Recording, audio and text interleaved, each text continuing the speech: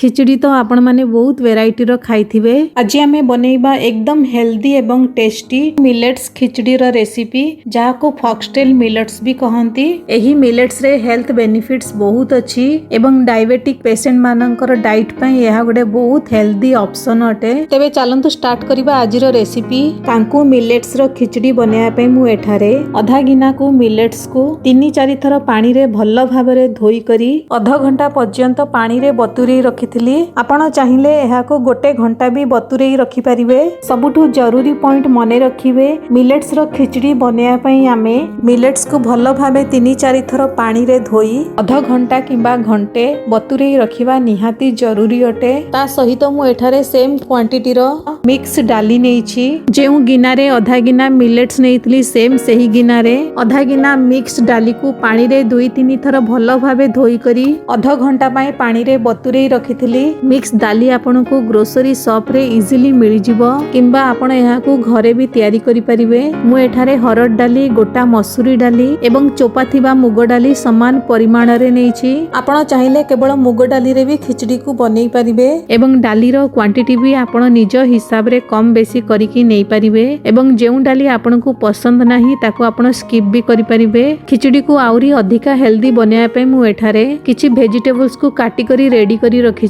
लाउ काटिकी रखिछि, गाजर काटिकी रखिछि एवं मका दाना बा स्वीट कॉर्न भी नेइछि, बीन्स भी काटिकी नेइछि। वेजिटेबल्स को भलो भाबे धोई करी एभली छोट छोट खंड रे काटी नेइछि। आपण एथिरे निज मन पसंद जे कोनोसी वेजिटेबल्स भी नेई परिबे एवं वेजिटेबल्स रो क्वांटिटी आपण निज हिसाब रे कम बेसी भी करि परिबे। 1 इंच रो अदा को एभली कद्दुकस करिकी नेइछि। 2टी कंचा लंका को एभली छोट छोट काटिकी नेइछि। ताजा फ्रेश भृसुंग पत्र भी नेइछि, ता सहित ताजा फ्रेश कटा धनिया पत्र भी नेइछि। सब किछि रेडी अछि। एबे आमे खिचड़ी बनेबा। गैस ऑन करी मीडियम फ्लेम रे गोटे कुकर रे 1 चम्मच देसी घी पकेइछि। खिचड़ी को हेल्दी बनाया पे मु एठारे 1 चम्मच घी नेइछि। आपण 2 चम्मच घी भी पकेई परिबे एवं घी बदल रे आपण तेल भी व्यवहार करि परिबे। घी गरम होला परे एथिरे गोटे बड़ अळैच पकेइछि, गोटे तेजपत्र को खंड करी पकेइछि। तापरे गोटे छोट चम्मच जीरा पकेई लो फ्लेम रे सब को भाजी नबा। आधा छोट चम्मच हिंगू भी पकेइछि। हिंगू पकेइले खिचड़ी रो स्वाद एवं फ्लेवर बहुत बढ़िया आसी थाए। कद्दुकस करी रखिथिबा अदा को भी एथिरे पकेई लो फ्लेम रे सब को मिक्स करी किछि सेकंड भाजी नबा।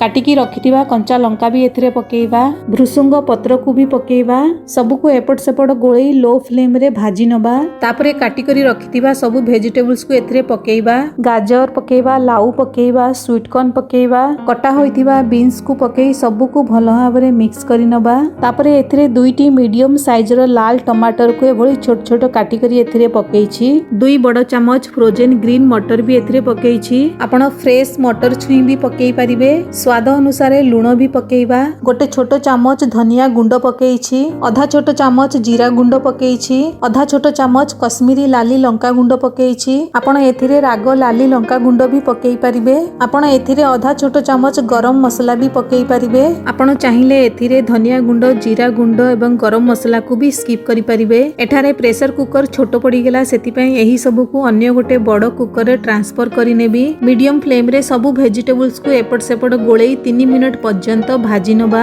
एबे आमे एथिरे बतुरी रखिथिबा मिलेट्स एवं डाली को ऐड करी सब को भलो भाबरे गोळे मिक्स करी पुनी थारे 1 मिनट पई भाजी नबा। अल्प किछि हळदी गुंड पकेइछि। एबे मु एथिरे 4 गिना पानी ऐड करिबी। जेउ गिना रे मापी करी आधा गिना मिलेट्स एवं आधा गिना डाली नेइथिली, टोटल 1 गिना हैला। एबे 1 गिना पई 4 गिना एथिरे पानी पकेइबी।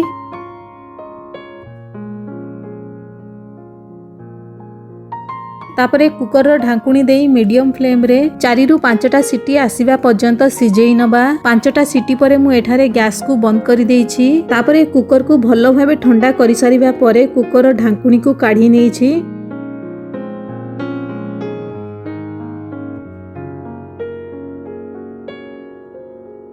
मिलेट्स को मु आचार एवं पांपड़ सहित सर्व करिछि। कटा धनिया पत्र एवं अल्प किछि घी देई एहा को गार्निश करि नेछि। आपण एही हेल्दी एवं टेस्टी मिलेट्स रो खिचड़ी को ब्रेकफास्ट, लंच एवं डिनर रे भी खाई परिबे। इवन छोट रु बड़ समस्तक पई एही रेसिपी बहुत हेल्दी एवं टेस्टी अटे। तेबे एभली हेल्दी रेसिपी को निश्चिंत भाबे थरे ट्राई करिवे।